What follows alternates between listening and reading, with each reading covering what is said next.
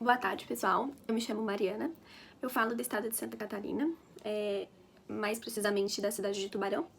E eu vim falar de um assunto que é um pouco delicado e difícil, para mim que convivo com isso, e para todas as pessoas que têm ou se identificam com esse assunto.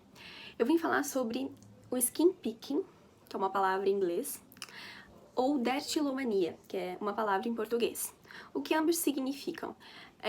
Eles são uma doença de característica psicológica relacionada à ansiedade. É um transtorno compulsivo obsessivo de escoriação. É um transtorno de escoriação. O que acontece? O que as pessoas que têm isso fazem? Elas se escoriam. Elas se beliscam, elas se machucam. E isso é involuntariamente, né? Na verdade, claro, né, nós, skin pickers, fazemos isso, né, conscientemente, só que nós não temos o controle sobre isso. É uma doença muito conhecida fora do Brasil, inclusive tem muitos artigos de pesquisa sobre isso, porém no Brasil ele é pouco difundido, temos alguns médicos especialistas, mas muito poucos, né. E o que essas pessoas fazem? Elas ficam horas do dia se beliscando. Como que elas se beliscam? Com as unhas, com pinça, com agulha, mas geralmente utilizam mais as unhas. O que elas beliscam? Elas tiram cascas, elas beliscam qualquer bolinha ou algo que encontre no corpo, que incomode, e elas beliscam até se machucar. Geralmente esse beliscar, eles causam ferimentos, só que o ato de se beliscar, ele gera um sentimento de prazer. Exatamente, de prazer. Quando a gente faz isso, a gente tá aliviando uma tensão de um dia difícil, de alguma situação complicada, de alguma briga, de alguma indecisão.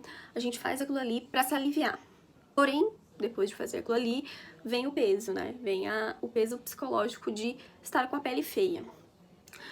Os locais que é mais costumados a se beliscar o rosto, as costas, o peito.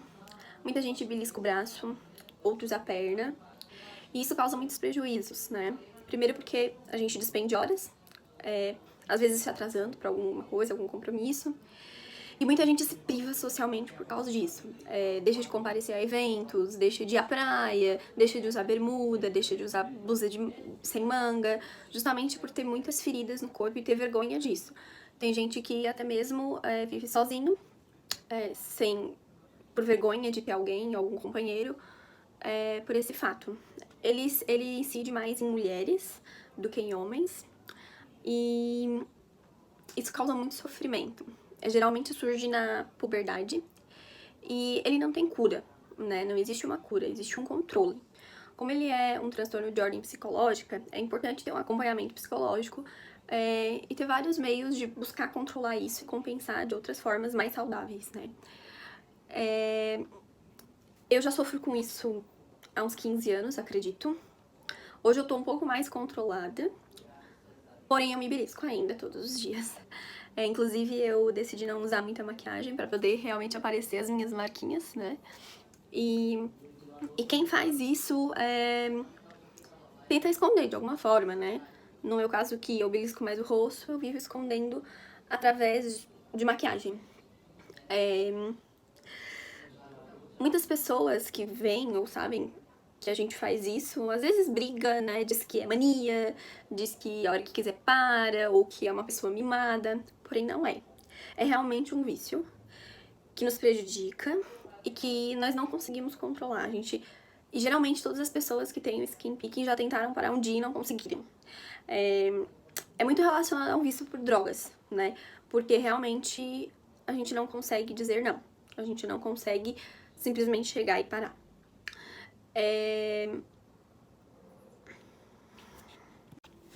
Não existe uma receita pronta ou um método infalível que vai ser a solução para o teu caso. Vai depender do grau de gravidade de cada pessoa, por isso que é muito importante. Primeiro, o autoconhecimento. Primeiro, aceitar essa condição também. Entender os gatilhos e em que momentos que se manifesta mais, para poder criar estratégias de minimizar isso. Só que para chegar nesse nível é algo difícil, então é muito importante procurar profissionais, procurar um psicólogo para poder conversar, para poder realmente se autoconhecer e ter um caminho, um guia a seguir. Dependendo do grau, é preciso também uma ajuda psiquiátrica.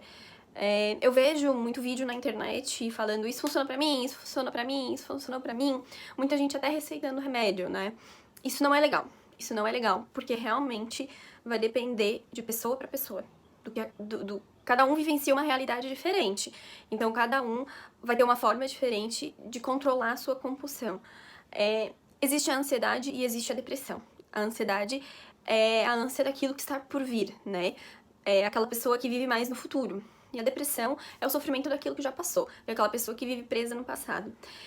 Dependendo do que a pessoa já experienciou nessa vida, ela vai ter uma condição realmente mais difícil, né, de estar conseguindo superar isso. Então, realmente é importante se informar, buscar ajuda, e comunicar, conversar. Uma das maneiras mais eficientes é começar contando pra alguém. É aceitar e começar contando pra alguém. E aos pouquinhos ir trilhando o seu caminho pro controle dessa doença. É possível ter uma vida normal, é possível viver feliz, é possível encontrar um caminho de bem-estar junto desta condição. Eu já sofri muito por isso, hoje eu falo pra muitas pessoas sobre isso e gostaria de ajudar mais pessoas também com a minha história. Por hoje eu vou deixar esse vídeo por aqui. O intuito realmente foi explicar o que é a doença e eu pretendo gravar mais vídeos pra estar falando pra vocês as minhas rotinas, o que eu faço pra me controlar e pra gente estar dando suporte um ao outro. Obrigada por escutar até o final e a gente tá junto nessa luta. Tchau!